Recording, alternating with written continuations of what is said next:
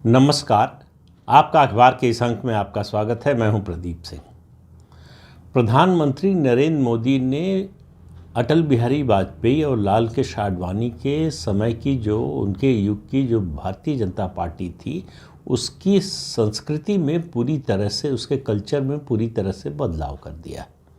अब पार्टी का कल्चर पूरी तरह से बदल गया है। पार्टी का लोगों को देखने का ढंग, देश को देखने का ढंग, समाज को देखने का ढंग और समाज के जिस तबके से पार्टी में नया नेतृत्व आ रहा है वो सब बदल गया है। कैसे बदल गया है, पहले क्या था, अब क्या हो गया है, इसकी बात करते हैं। पहले थोड़ा सा अभी आज की बात कर लेते हैं, फिर आपको अतीत की बात बताएंगे कि अटल आडवाणी के दौर में भारतीय जनता पार्टी कैसी थी। अभी जो आपने देखा, 3 राज्यों के चुनाव के बाद मुख्यमंत्री और उप मुख्यमंत्री चुने गए, उनमें से किसी एक के बारे में आप ये नहीं कह सकते हैं कि ये गणेश परिक्रमा करके यहाँ तक पहुँचे हैं। किसी एक के बारे में आप ये नहीं कह सकते कि ये अपने परिवार के संबंधों के कारण यहाँ तक पहुँचे हैं। किसी एक के बारे में आप ये नहीं कह सकते हैं कि जनता से उनका कोई नाता नहीं है, अचानक ऊपर से पैरा ड्रॉप किए गए हैं और उनका जो है सामान्य कार्यकर्ता से कोई लेना देना नहीं था। ये सब लोग सामान्य कार्यकर्ता हैं जो उस दिन विधायक दल की बैठक में भी पिछली कतार में बैठे हुए थे। आपको याद होगा गुजरात में जब भूपेंद्र पटेल मुख्यमंत्री चुने गए थे तो वो सबसे पिछली कतार में बैठे थे। जो विधायक दल के सदस्य बैठे थे उसमें वो सबसे पीछे बैठे हुए थे। जब उनका नाम पुकारा गया तब वो आगे आए और डायस पर आए।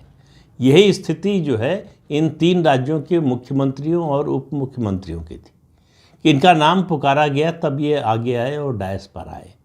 तो ये सामान्य कार्यकर्ता की प्रतिष्ठा को स्थापित करने का दौर शुरू हुआ है।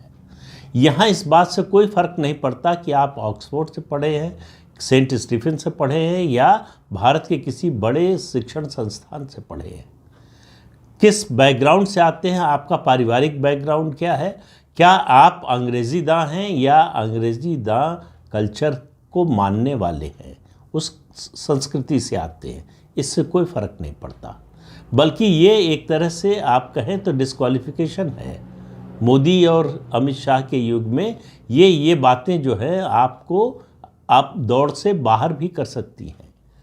ऐसे लोग जो ज़मीन से जुड़े हुए हों, जिनका इस देश की संस्कृति से वास्ता हो, जिन पर कॉलोनियल हैंगओवर ना हो, जो मैकाले पुत्र न हो, अगर सही मायने में कहे कि वो जो कहावत बार बार कही जाती है कि अंग्रेज चले गए औलादे छोड़ गए, तो उन औलादों में उनकी गिनती ना होती हो, ऐसे लोगों को आगे बढ़ाया जा रहा है, नेतृत्व सौंपा जा रहा है। इन्हें हम कार्यकर्ता कह सकते हैं, लेकिन ये छोटे स्तर पर, जिला के स्तर पर या उससे नीचे के स्तर पर नेता रहे हैं, कार्यकर्ता से नेता बने हैं और इन्होंने ये इनकी महत्वाकांक्षा उप मुख्यमंत्री बनने या मुख्यमंत्री बनने या इनमें से ज़्यादातर की इच्छा या महत्वाकांक्षा जो है मंत्री बनने की भी नहीं रही होगी। पहली बार का विधायक क्या सोच सकता है? तो इसलिए ऐसे लोगों को महत्व दिया गया है इस बात को स्थापित करने के लिए, इस बात पर जोर देने के लिए, कार्यकर्ता के मन में ये बात बिठाने के लिए कि पार्टी का नेतृत्व उसके बारे में सोचता है। ये जो दूसरी पार्टियों में ये जो भावना बन रही थी और धीरे धीरे भारतीय जनता पार्टी में भी आ रही थी कि कार्यकर्ता का काम क्या है, केवल कार्यक्रम दिया जाए और कार्यक्रम करवाए और दरी बिछाए, कुर्सी लगाए, ताली बजाए और उसके बाद घर चला जाए। पार्टी उसको पूछेगी नहीं, पार्टी उसके बारे में कोई ख्याल नहीं करेगी। ये तरीका है नेतृत्व का बताने को कि ऐसा नहीं है, हमारी पार्टी की संस्कृति अलग है और जो हमारी पार्टी की संस्कृति पहले भी अलग थी उससे भी अब अलग बनाने की कोशिश हो रही है, उसमें भी सुधार की कोशिश हो रही है। आपको याद होगा, पहले की बात करें अगर, तो अटल जी आडवाणी जी के समय में जो लुटियन दिल्ली के इंटेलेक्चुअल और मीडिया के लोग थे, वो सत्ताधारी दल, उस समय के सत्ताधारी दल यानी भारतीय जनता पार्टी के ज़्यादा करीब थे, बजाय उनके जो भारतीय संस्कृति से जुड़े लोग थे, संघ बैकग्राउंड के लोग थे, या जो ऐसे ऐसे लोग जो भारतीय संस्कृति या भारतीय शिक्षा व्यवस्था से निकले हुए लोग थे, उनकी तुलना वो दोयम दर्जे के माने जाते थे। आडवाणी जी का खास तौर से जो है विशेष अनुराग रहता था ऐसे ऐसे पत्रकारों से, जो बीजेपी बीट कवर करने वाले पत्रकार थे उनमें, जो लेफ्ट लीनिंग थे, जो वामपंथी विचारधारा से प्रभावित थे। अगर पूरी तरह से वामपंथी न हो तो भी वामपंथी विचारधारा से प्रभावित हों, अंग्रेज़ी स्कूलों से पढ़े हों या अंग्रेज़ी संस्कृति में पले बढ़े हों, ऐसे लोगों को वो पसंद करते थे। और अटल जी के साथ भी ये था कि वो ऐसे लोगों को बहुत पसंद तो नहीं करते थे, लेकिन ऐसे लोगों की संगत में उनको अच्छा लगता था। ऐसे लोगों का एप्रिसिएशन, ऐसे लोगों की प्रशंसा उनको अच्छी लगती थी कि इस वर्ग में अगर हमारी प्रशंसा हो रही है तो हम अच्छा काम कर रहे हैं। अगर हमारे जो लोग हैं, जो हमारे समझे जाते हैं, वो प्रशंसा कर रहे हैं तो वो तो घर के हैं, उनकी बात छोड़िए, उनका कोई महत्व नहीं है, तो उनको प्राथमिकता नहीं मिलती थी। तब भी मतलब कांग्रेस के ज़माने की ही तरह से लुटियंस दिल्ली, ये जो खान मार्केट गैंग है, ये तब भी प्रभावित था। 6 साल भारतीय जनता पार्टी की सरकार रही केंद्र में अटल बिहारी वाजपेयी के नेतृत्व में। उसकी संस्कृति में, उसके कल्चर में कोई बदलाव नहीं आया बड़ा। कांग्रेस से भाजपा की सरकार बनने के बीच का जो अंतर दिखाई देना चाहिए था, जो बदलाव दिखाई देना चाहिए था, जो परिवर्तन नज़र आना चाहिए था, वो नज़र नहीं आया। तो उसका असर ये हुआ कि कार्यकर्ता पर उसका बड़ा गहरा असर पड़ा। वो धीरे धीरे अपने नेतृत्व से अलग होता गया, असंपृक्त होता गया, वो अपने नेतृत्व से उसकी दूरी बढ़ने लगी। तो भाजपा का कार्यकर्ता जब नाराज़ होता है या दुखी होता है या निराश होता है तो दूसरी पार्टी को वोट नहीं देता है, वो घर बैठ जाता है। और यही हुआ, भाजपा के वोटर कहीं गए नहीं थे। इन 10 सालों में 2004 से 2014 के बीच में वो घर बैठ गए थे, निराश हो गए थे कि हमारी पार्टी का नेतृत्व हमारी विचारधारा से कट गया है। सत्ता के लिए, केंद्र में सरकार बनाने के लिए भारतीय जनता पार्टी ने अपने 3 कोर इश्यूज़ को बैक बर्नर पर रख दिया। राम जन्मभूमि, अनुच्छेद 370 और यूनिफॉर्म सिविल कोड, इन तीनों मुद्दों को एजेंडा ऑफ गवर्नेंस से हटा दिया और ये समझौता किया कि इन पर हम जब तक सरकार में हैं, गठबंधन की सरकार है, तब ठीक है, मजबूरी थी, गठबंधन की सरकार थी, उसमें कुछ समझौते करने ही पड़ते, लेकिन आपके व्यवहार से, आपके कामकाज से, आपकी गवर्नेंस की स्टाइल से जो परिवर्तन दिखाई देना चाहिए था वो दिखाई नहीं दिया। इसका सबसे बड़ा उदाहरण मैं मानता हूँ, जिसने जो है, जितने कारसेवक थे, जितने अयोध्या आंदोलन से जुड़े हुए लोग थे, जितने भारतीय जनता पार्टी की विचारधारा से जुड़े हुए लोग थे, उनको सबसे बड़ा धक्का जो लगा वो 2002 में अयोध्या में हुआ, जब शिला पूजन का कार्यक्रम था। अशोक सिंघल करना चाहते थे और उनको दिल्ली से रोका गया। बड़ी मुश्किल से आखिर में औपचारिकता के लिए किसी तरह से उनसे शिलादान करवाया गया और अयोध्या में 3 दिन तक किसी मंदिर में पूजा नहीं हुई, किसी घर से अर्थी नहीं उठी। ये सब हुआ भारतीय जनता पार्टी के शासन में। और दिल्ली और लखनऊ दोनों जगह भारतीय जनता पार्टी की सरकार थी। इससे आप अंदाज़ा लगा सकते हैं कि कितना बड़ा असर हुआ। उसका असर सबसे ज़्यादा तुरंत जो असर पड़ा वो विश्व हिंदू परिषद पर पड़ा। विश्व हिंदू परिषद की पूरी जो साख थी वो ख़त्म हो गई और केंद्र की भाजपा सरकार किसी भी सेक्युलर सरकार से ज़रा भी अलग नहीं दिखी।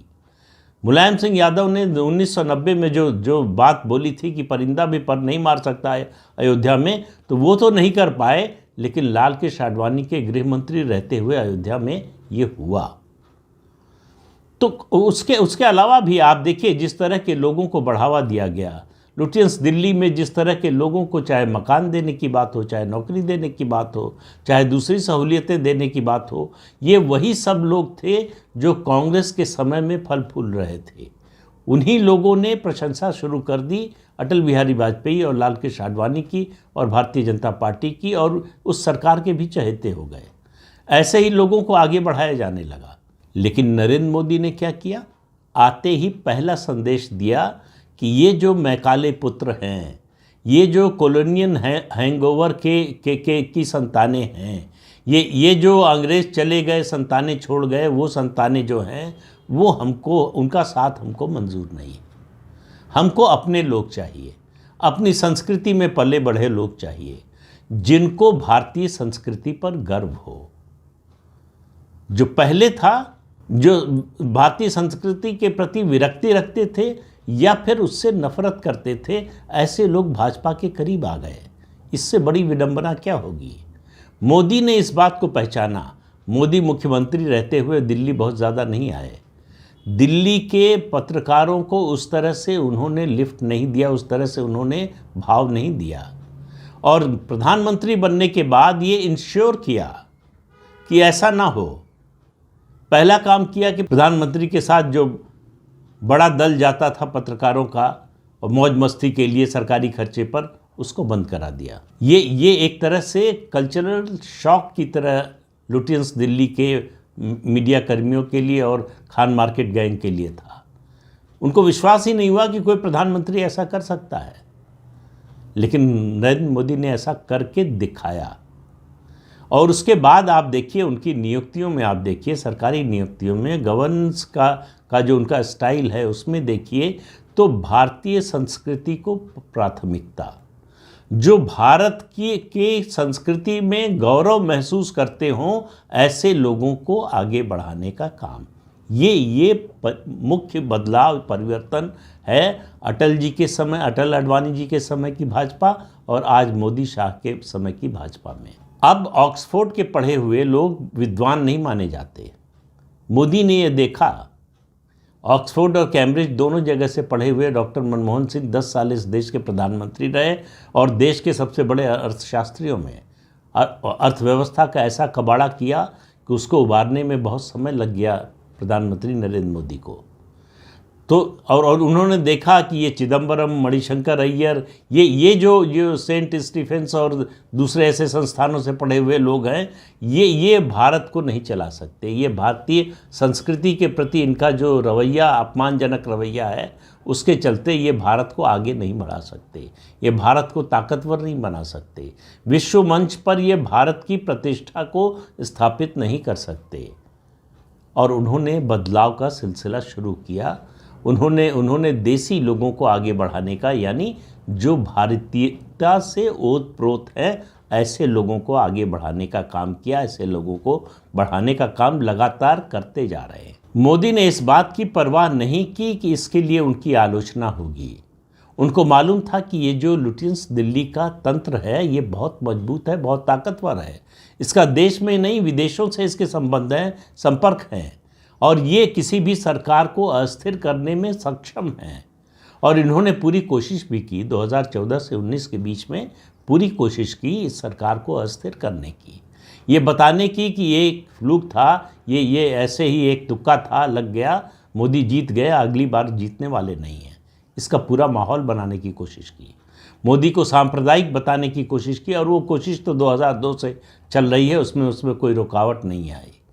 लेकिन मोदी ने इन आलोचनाओं की न तो परवाह की और न इनकी ताकत से कभी डरे। इनको लगातार कमज़ोर करने का काम किया, इनको इनकी औकात बताने का काम किया कि ये जो आडंबर बना हुआ है कि ये बहुत ताकतवर है और किसी को भी उखाड़ सकते हैं, किसी को भी बना सकते हैं, किसी को बिगाड़ सकते हैं, ये सब झूठी बातें हैं, इनमें कोई दम नहीं है। ये दरअसल सत्ताजीवी लोग हैं, ये सत्ता के आश्रय पर जीने वाले लोग हैं। जब तक सत्ता का आश्रय मिलता है तब तक ये ताकतवर नज़र आते हैं। जैसे ही वो लाइफ लाइन आप काट दीजिए इनकी सारी ताकत ख़त्म हो जाती है। ये पिछले 10 साल में प्रधानमंत्री नरेंद्र मोदी ने करके दिखाया। केवल कहने की बात नहीं है, उन्होंने इसको व्यवहारिक रूप में लागू करके दिखाया कि इनकी ताकत से डरने की ज़रूरत नहीं है। इनके जो संपर्क और जो साधन हैं, संसाधन हैं, देश विदेश में इनके जो संपर्क हैं, इनका जो समर्थन है, इस सब से डरने की ज़रूरत बिल्कुल नहीं है। इनसे मुकाबला करने की ज़रूरत है। मुकाबले में खड़े होंगे तो नई व्यवस्था बनाएंगे, मुकाबले में खड़े होंगे तभी कुछ नया कर पाएंगे। अब आप देखिए कैसे लोग कैसी कैसी बातें करने लगे हैं। रघुराम राजन का भी उदाहरण दिया था, अब उनका एक नया जो बयान आया है, सुनकर मुझे समझ में नहीं आया कि हंसे कि रोए। उन्होंने कहा कि भारत को सुपर पावर बनाने की ज़रूरत क्या है। उन्होंने कहा ये तो बड़ी ख़राब बात है, भारत को सुपर पावर बना देंगे आप तो बाकी देशों का अपमान होगा। आपने इस तरह का तर्क किसी अनपढ़ गंवार जाहिल से भी नहीं सुना होगा जो रघुराम राजन से आप सुन रहे हैं। तो जिस तरह के वो तर्क देते हैं उससे आप समझ जाइए कि इन लोगों की दशा क्या हो गई। ये बौराए हुए घूम रहे हैं, इनको समझ में नहीं आ रहा है कि मोदी को हटाएं कैसे, मोदी को गिराएं कैसे, मोदी की आलोचना कैसे करें। वो जितना मोदी पर हमला कर रहे हैं, मोदी उतना ताकतवर होते जा रहे हैं। ये उनकी कोशिश बार बार असफल हो रही है, बार बार मुंह की खा रहे हैं। और 2024 के चुनाव को याद रखिए, ये देश के इतिहास का सबसे बड़ा परिवर्तनकारी चुनाव होगा। इस चुनाव के बाद देश में भारतीय संस्कृति का बोलबाला होगा, पश्चिमी संस्कृति में पले बढ़े और उसके पोषक लोगों का सफाये का शंखनाद होगा। ये जो अभी दिखाई दे रहे हैं, अभी कुछ बोलते हुए कुछ लग रहा है कि विदेशों से शक्ति मिल रही है, टूल किट आ रहे हैं, ये सब शांत होने वाला है मई 2024 के बाद। उसके बाद मोदी अजेय होंगे। ये उसके बाद ये भी मान लेंगे कि अब मोदी को नहीं ना हराया जा सकता है ना हटाया जा सकता है। तो मोदी ने केवल इनके खिलाफ ऐसा नहीं है कि कुछ किया हो, इनकी जो लाइफ लाइन थी जिससे इनको ताकत मिलती थी, उस लाइफ लाइन को काट दिया और एक नए तंत्र की लाइफ लाइन को विकसित किया। दोनों काम जो है समानांतर रूप से किया। अपनी पार्टी में सामान्य कार्यकर्ता को प्रतिष्ठा दिलाई, सामान्य कार्यकर्ता के मन में ये बात बिठा दी कि जो बड़े पद हैं, ऐसा नहीं है कि बड़े शिक्षण संस्थानों से पढ़े लिखे लोगों, बड़े परिवार के लोगों के लिए हैं, सामान्य व्यक्ति के लिए भी है। सवाल सिर्फ इतना है कि आपका समर्पण अपनी विचारधारा के प्रति होना चाहिए, अपने देश के प्रति होना चाहिए, देश के समाज के प्रति होना चाहिए।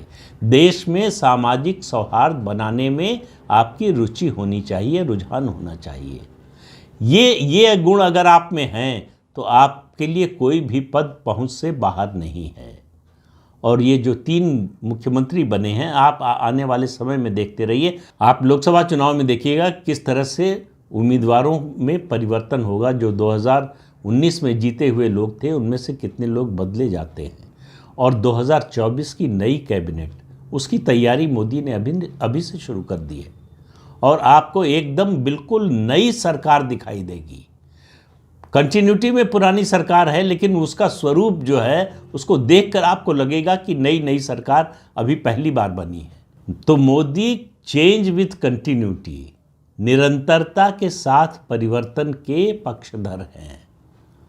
और दूसरी बात ये कि भारतीय संस्कृति पर गर्व करते हैं। वो जो ज़माना था, वो जो समय था कि भारतीय संस्कृति पर गर्व करना शर्म की बात थी, उसको उन्होंने भारतीय संस्कृति पर गर्व करने वालों के लिए सम्मान की बात बना दी। जो भारतीय संस्कृति के विरोधी थे, अब वो दब छिप कर बोलते हैं। अब वो उस ताकत के साथ, उस जोर के साथ नहीं बोल पाते। ये परिवर्तन किया, इससे सामान्य कार्यकर्ता का उत्साह और ज़्यादा बढ़ा है।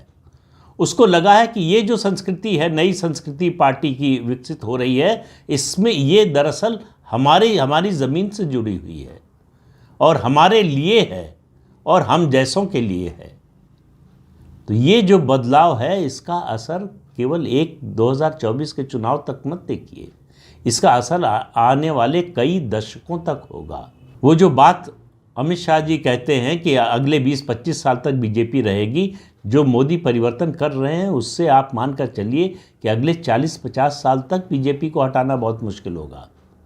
जिस तरह से वो जड़ों को मजबूत कर रहे हैं, ये तने और जो है और पत्तों को पानी देने, खाद देने का समय चला गया, जड़ों को सींचने और खाद पानी देने का समय है, और मोदी वही कर रहे हैं। ये परिवर्तन इसीलिए स्थायी होगा, दीर्घजीवी होगा, और मैं मानता हूं कि हमारी आपकी पीढ़ी और आगे वाली पीढ़ी जो है वो भाग्यशाली है कि हम ये परिवर्तन होते हुए अपनी आंखों से देख रहे हैं। तो इस अंक में इतना ही। अगले अंक में फिर मिलेंगे किसी नए मुद्दे के साथ। तब तक के लिए अनुमति दीजिए। आपसे अनुरोध है कि ये चैनल देखिए, शेयर कीजिए, लाइक कीजिए और सब्सक्राइब ज़रूर कीजिए। नमस्कार।